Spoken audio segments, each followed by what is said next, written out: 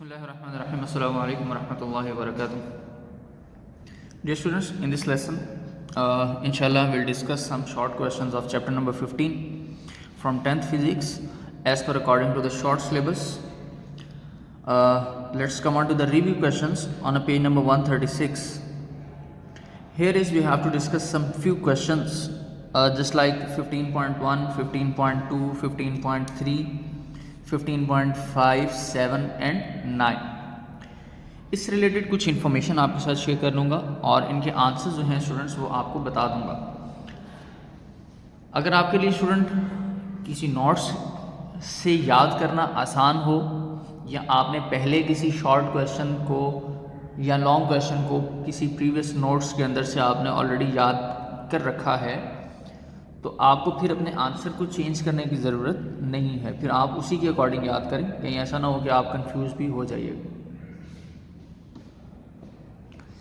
तो सबसे पहले क्वेश्चन 15.1 है student, the statement is demonstrate by an experiment that magnetic field is produced around a straight current carrying conductor. First of all mind it guys, this is long question, ये आपसे short question में नहीं पूछा जाएगा। और अगर आपसे ये लॉन्ग क्वेश्चन में क्वेश्चन पूछ लिया जाए तो हम अपने चैप्टर के स्टार्ट के अंदर हमने एक टॉपिक डिस्कस किया था magnetic field of a steady current, जिसमें हमने ये कंप्लीट एक्सपेरिमेंट जो है वो डिस्कस किया कि जिसके अंदर आप एक पेपर लेकर पेपर में से एक conducting wire current carrying conductor जो है वो आप इसके अंदर से पास आउट करते हैं और उसको किसी भी वोल्टेज के साथ अटैच कर देते हैं, पोटेंशियल ऑफ बैटरी के साथ। और स्टूडेंट इसी के साथ साथ अब आप यहाँ पर अपने कुछ आयरन स्प्रिंकल्स को स्प्रेड करते हैं जिसकी वजह से ये करंट जो है अपनी मैग्नेटिक फील्ड शो करते हुए इस आयरन स्प्रिंकल्स को सर्कुलर पाथ में शो करता।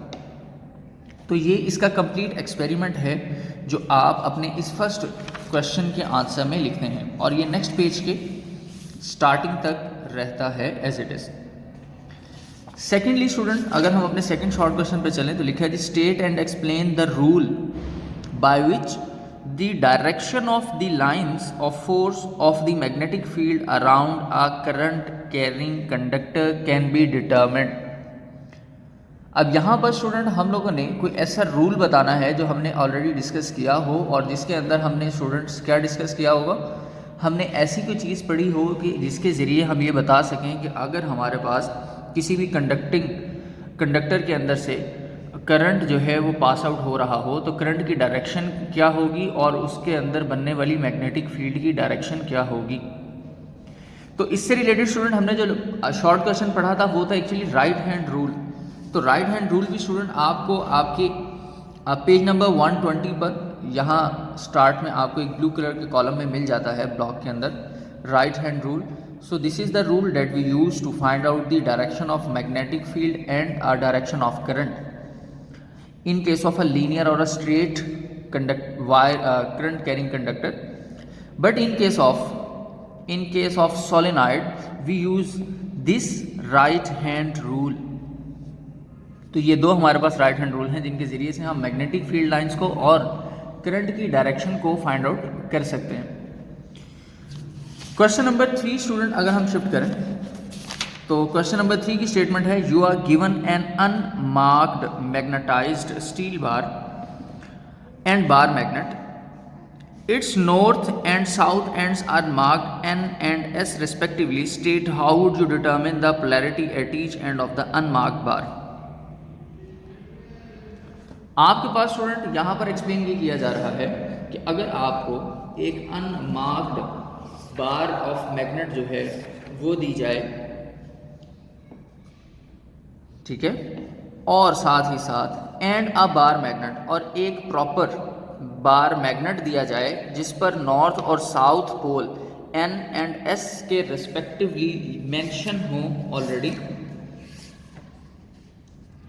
इसके अंदर अब आप how would you determine the polarity, आप पोलैरिटी जो है वो कैसे फाइंड कर सकेंगे अनमार्क्ड बार के अंदर। तो उसकी जो है वो अनमार्क्ड बार मैग्नेट जो है या कोई भी रॉड जो है उसकी मैग्नेटिक फील्ड की डायरेक्शन क्या होगी। स्टूडेंट सबसे पहले आपने करना ये है, हम अनमार्क्ड बार मैग्नेट को किसी भी थ्रेड के अलोंग सस्पेंड कर देंगे। ठीक है, क्या करेंगे? सस्पेंड करेंगे थ्रेड के अलोंग। आप एक बार मैग्नेट लें जो कि अनमार्क्ड है। कौन सा है? अनमार्क्ड, जिस पर अभी कोई नॉर्थ एंड साउथ पोल की डिटेल शो नहीं है। तो आप स्टूडेंट ये करेंगे कि इसको धागे के साथ बांध कर लटका देंगे। ऑटोमेटिकली आपके पास एक पोल जो है वो नॉर्थ की तरफ शिफ्ट हो जाएगा और एक पोल साउथ की तरफ शिफ्ट हो जाएगा। अब इसी तरह आपके पास जो बार मैग्नेट था जो कि मार्क्ड था, जिस पर ऑलरेडी नॉर्थ और साउथ मेंशन था, उसको भी धागे से बांध कर लटका दें और देखें कि वो अपनी डायरेक्शंस क्या शो करता है। ठीक है, तो अब जिस पर लिखा हुआ है वो भी और जिस पर नहीं लिखा, दोनों अपनी नॉर्थ और साउथ पोल की पोजीशंस को अटेन कर लेंगे। एक वो मैग्नेट जिस पर नॉर्थ और साउथ मेंशन है और एक वो मैग्नेट जिस पर नॉर्थ और साउथ मेंशन नहीं है। अब देखें, जैसे ही मैंने इसको सस्पेंड किया और इस पर भी सस्पेंड किया, इसको भी फ्रीली, तो इन्होंने नॉर्थ और साउथ की पोजीशंस अटेन कर ली। अब ये वाली जो नॉर्थ की साथ है, मैं ये ऑटोमेटिकली इस पर भी मेंशन कर दूंगा, ये नॉर्थ पोल है और ये साउथ पोल है। तो इस तरह से हम अनमार्क्ड जो मैग्नेट है उसकी डायरेक्शन और उसके जो पोल्स हैं उनको भी फाइंड आउट कर सकते हैं। सेकेंडली स्टूडेंट, हमारे पास है जी क्वेश्चन नंबर 5, और क्वेश्चन नंबर 5 की स्टेटमेंट स्टूडेंट्स कुछ यूँ है, state that a current carrying coil in a magnetic field experiences a torque, कि current carrying coil in a magnetic field experiences a torque, कि जब भी आप किसी करंट कैरिंग कॉयल के जो है वो मैग्नेटिक फील्ड के अंदर रखेंगे तो उसमें टॉर्क प्रोड्यूस होगा।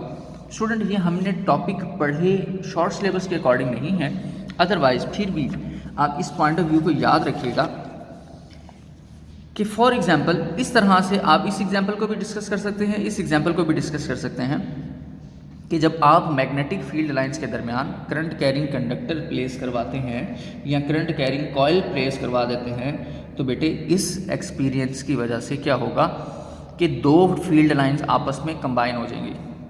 जैसे फॉर एग्जाम्पल, अगर आपके पास एक ये मैग्नेट है और एक ये मैग्नेट है और इसकी फील्ड लाइंस जो हैं वो एक साइड से दूसरी साइड की तरफ शिफ्ट कर रही हैं। ये कंसेप्चुअल क्वेश्चन है, इसको याद रखिएगा। सेकेंडली, अब यहाँ पर आप कोई भी एक जो है रॉड या कॉइल जो है वो इसके दरमियान प्लेस करवा देते हैं जिसकी अपनी एक स्पेसिफिक फील्ड है। अब देखें कि ये वाली फील्ड, ब्लू वाली और रेड वाली जो फील्ड लाइंस हैं, ये आप एक दूसरे के परपेंडिकुलर आ रहे हैं, तो क्या ये एक दूसरे को कट करके गुजर जाएंगी? क्या ये एक दूसरे को डिस्टर्ब करेंगी या इसकी वजह से क्या इफ़ेक्ट आएगा? स्टूडेंट इस पॉइंट को याद रख लीजिएगा। हमारे पास दो तरह की फील्ड लाइंस होती हैं। यहाँ पर ये इलेक्ट्रिक भी हो सकती थी, मैग्नेटिक भी, लेकिन हमें बता दिया गया कि ये हमारे पास मैग्नेटिक फील्ड है फॉर एग्जाम्पल। ठीक है, तो सबसे पहला की पॉइंट तो ये कि इलेक्ट्रिक फील्ड लाइंस और मैग्नेटिक फील्ड लाइंस नेदर और नेवर क्रॉस ईच अदर, कभी भी एक दूसरे को कट ही नहीं करेंगे। अच्छा, अगर कट नहीं करेंगे तो फिर क्या करेंगे? तो स्टूडेंट याद रखिएगा कि ये दोनों अपने रास्ते को तब्दील कर लेंगे, लेकिन रास्ता एक दूसरे का ऑटोमेटिकली तब्दील नहीं करते, एक दूसरे की फोर्स से तब्दील करते हैं। तो कंसेप्ट ये है कि मैग्नेटिक फील्ड फोर्स, जो आपके पास मैग्नेटिक फोर्स है, इसका इफेक्ट क्या होता है, और इलेक्ट्रिक फोर्स जो है या इलेक्ट्रिक फील्ड फोर्स, इसका इफेक्ट क्या होता है। बेटे ये कंसेप्ट इसको फिक्स कर लें अपने माइंड के अंदर कि मैग्नेटिक फोर्स हमेशा टॉर्क प्रोड्यूस करती है, ये ऑब्जेक्ट की डायरेक्शन को चेंज कर देती है। ठीक है, किसी चीज़ को एक जगह से दूसरी जगह मूव नहीं करवा सकती, ये सिर्फ उसको डायरेक्शन चेंज करने में हेल्प करती है, टॉर्क प्रोड्यूस करती है। लेकिन जो इलेक्ट्रिक फोर्स है वो चार्जेस को, पार्टिकल्स को एक जगह से दूसरी जगह पर शिफ्ट भी कर देती है, डिस्टेंस और डिस्प्लेसमेंट कवर करवा देती है। यानी कि इसका वर्क टॉर्क है और इसका वर्क डन डिस्प्लेसमेंट के ज़रिए होता है, एनर्जी ट्रांसफॉर्मेशन के ज़रिए होता है। तो ये थोड़ा सा एक पॉइंट जो है वो आपने स्टूडेंट इसमें याद रखना है। सेकेंडली इसके बाद हमारे पास जो शॉर्ट क्वेश्चन है student, that is 15.7, describe a simple experiment to demonstrate that a changing magnetic field can induced EMF in a circuit. ये बेटे लॉन्ग क्वेश्चन है, ये भी आपके पास जो हमने इलेक्ट्रोमैग्नेटिक इंडक्शन वाला टॉपिक डिस्कस किया था वो डिटेल में हम यहाँ पर लिखेंगे। और इलेक्ट्रोमैग्नेटिक इंडक्शन वाले टॉपिक के अंदर हमने ये एक एक्सपेरिमेंट के ज़रिए इस चीज़ को एक्सेप्ट किया। ये हमारे पास एक्टिविटी 15.2 भी है और 15.3 भी है। जो 15.3 आपके पास है स्टूडेंट, ये आपके फैराडे के एक्सपेरिमेंट को शो करती है जो कि इलेक्ट्रोमैग्नेटिक इंडक्शन का है। ये कंप्लीट एक्सपेरिमेंट स्टूडेंट आप लिखेंगे और लास्ट में इसका जो इंड्यूस्ड ईएमएफ और Faraday law of electromagnetic induction है वो भी लिखेंगे। ये लास्ट वाली जो डेफिनेशन है बेटे, ये Faraday law of electromagnetic induction है और स्टार्ट में सिर्फ इलेक्ट्रोमैग्नेटिक इंडक्शन की डेफिनेशन। शॉर्ट क्वेश्चन जो भी हमने एक्सरसाइज में से पढ़ा, जो रिव्यू क्वेश्चन पढ़ा, वो एक्चुअली लॉन्ग क्वेश्चन है और उसके अंदर हम ये कंप्लीट एक्सपेरिमेंट बताएंगे कि हम मैग्नेट की मैग्नेटिक फ्लक्स को चेंज करने से किसी भी सर्किट के अंदर हम करंट को डिटेक्ट कर सकते हैं।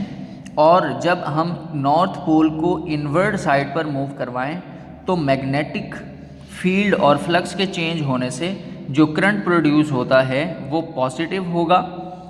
और अगर हम नॉर्थ पोल को आउटवर्ड मूव करवा रहे हों तो फिर हमारे पास इस सर्किट के अंदर जो करंट डिटेक्ट होगा चेंज ऑफ फ्लक्स की वजह से, मैग्नेटिक फ्लक्स की वजह से, वो करंट हमारे पास नेगेटिव होगा। तो ये कंप्लीट एक्सपेरिमेंट स्टूडेंट इसके अंदर आपने एक्सप्लेन कर देना। Then after it we have a last question for today's lesson, describe the direction of an induced EMF in a circuit and how does this phenomena relate to a conservation of energy. और ये conservation of energy के जरिए किस तरह relate करता है। Clear? 15.9 short question. तो इसके लिए स्टूडेंट अब हमारे पास जो लॉन्ग क्वेश्चन है ये भी, इसकी लॉन्ग क्वेश्चन की डिटेल अगर तो सिर्फ यहाँ तक पूछे जी describe the direction of an induced EMF in a circuit, तो आप लेंज़ेस लॉ को भी डिफाइन कर सकते हैं। लेकिन आप यहाँ पर क्योंकि इसने डिटेल में डिस्क्राइब का कहा गया है तो हम इसको कंप्लीटली एक्सप्लेन करेंगे with the help of this experimental detail at page number 128, direction of induced EMF by Lenz's law. ये हमारे पास एक्टिविटी है, ये कंप्लीट एक्टिविटी स्टूडेंट्स फिर हम इसके अंदर मेंशन करेंगे। और ये जो लास्ट वाला पॉइंट है, ये सेकंड पैराग्राफ, ये law of conservation of energy की डिटेल शो करता है। फर्स्ट पैराग्राफ जो है वो इंड्यूस्ड ईएमएफ या ईएमएफ की जो डायरेक्शन है इलेक्ट्रोमैग्नेटिक इंडक्शन के जरिए उसको शो करता है।